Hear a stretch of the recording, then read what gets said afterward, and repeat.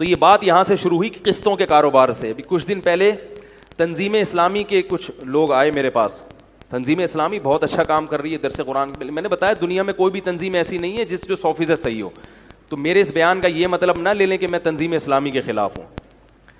ایک عالم نے مجھے بتایا جو تنظیم اسلامی میں تھے کہ تنظیم اسلامی کچھ مثبت ایکٹیویٹیز ہوتی ہیں ان کی کہ بھائی اب ملک میں بے حیائی کے خلاف جو ہے نا وہ ایک کمپین چلائیں. تو اسی طرح انہوں نے کمپین چلائی سود کے خلاف. سود کے خلاف کمپین چلائی. آپ نے دیکھا ہوگا جگہ جگہ پوسٹر لگے ہوئے تھے. بہت اچھی کمپین تھی وہ. میں بھی خوش ہوتا تھا یار ماشاءاللہ یہ لوگ بہت اچھا کام کر رہے ہیں. تو مجھے اندر ہی کے بعض لوگوں نے بتایا کہ اس کمپین میں انہوں نے ساتھ ساتھ اسلامک بینکنگ کی مخالفت بھی شروع کر دی اور قسطوں کے کاروبار کی بھی, کہ یہ بھی وہی ہے, کوئی فرق نہیں ہے.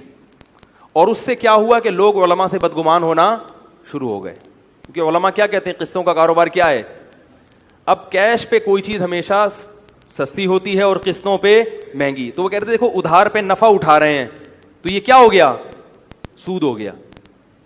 خیر تنظیم اسلامی میں جو چند علماء تھے انہوں نے اس چیز کو روکا, ورنہ تنظیم اسلامی ٹھیک ٹھاک بدنام ہو جاتی. انہوں نے روک لیا اس چیز کو, اچھی بات ہے. لیکن روکا کس نے؟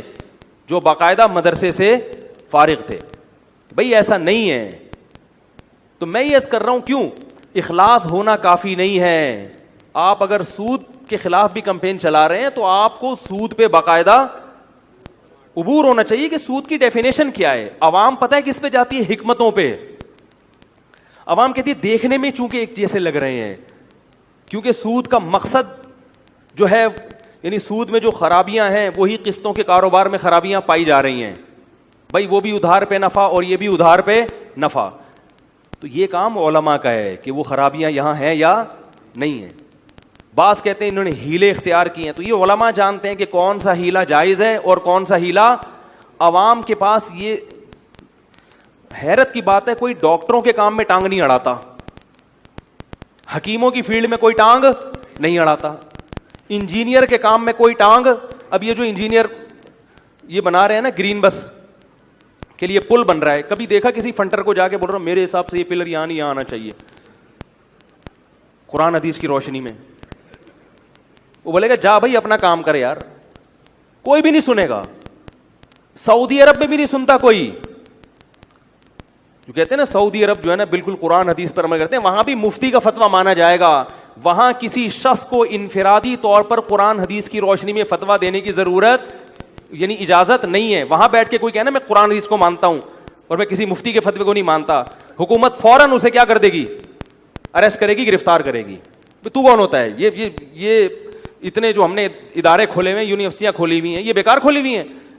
یہ صرف ہمارا ملک ہے جہاں فری چھوٹ ہے. کوئی بھی اٹھ کے جعلی حکیم بھی بن جاتا ہے, جعلی ڈاکٹر بھی بن جاتا ہے اور جعلی مفتی بھی بن جاتا ہے. اور پبلک کہہ رہے ہیں بات چونکہ دلیل سے کر رہا ہے لہذا اس کی بات میں دم ہے. تمہیں پتہ کیسے چلا کہ دلیل سے کر رہا ہے کہ نہیں کر رہا؟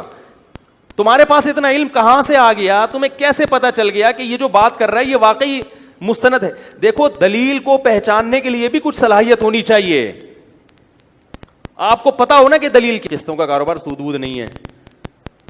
تو یہ جو کہتے ہیں نا کہ سود ہے اور اس میں یہ تو ویسے ہی ہے, اس کی اتنی بیوقوفوں والی دلیل ہے یہ اس کو سود قرار دینا. بھی میں اس پہ جاؤں گا تو بات یہ جو قرآن میں آتا ہے نا احل اللہ البیع وحرم الربا, جب سود حرام ہوا ہے نا تو مشرکین نے یہی اعتراض کیا تھا کہ قسطوں کا کاروبار تو جائز ہے بھائی اور سود حرام ہو گیا.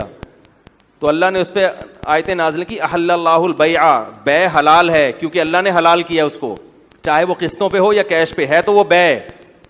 جب خرید و فروخت کا ایگریمنٹ ہے تو وہ جائز ہے اور ربا کیا ہے, حرام ہے. تو یہ تو آیت کا شان نزول ہی بتا رہا ہے کہ جو بے ہوگی وہ حلال ہوگی اور اس کے علاوہ جو سودی ایگریمنٹ ہے وہ کیا ہوگا,